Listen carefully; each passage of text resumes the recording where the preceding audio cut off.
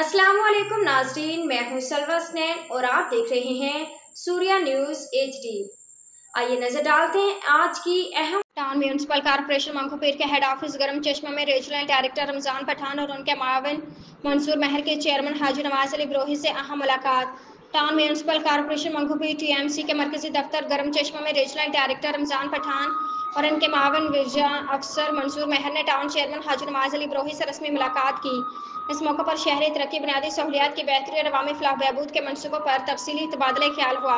सफाई, नकासी, आब और सड़कों की बेहतरी के लिए इकदाम, पानी की फरहमी के निज़ाम को जदीद बनाने के मनसूबे, अवामी मकामात पर ग्रीन जोन्स और पार्क्स की तामीर और तरक्की, म्यूनसिपल इंतजामिया और रीजनल हुक्काम के दरमियान बेहतर राबताकारी।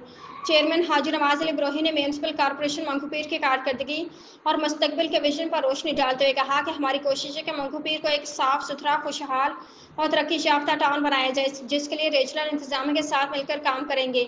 रीजनल डायरेक्टर रमज़ान पठान ने म्यूनसिपल इंतजामिया की काविशों को सराहते हुए कहा कि TMC मंगोपीर को हर मुमकिन ताउन दिया जाएगा ताकि शहर को बेहतर सहूलियत फराहम की जा सके।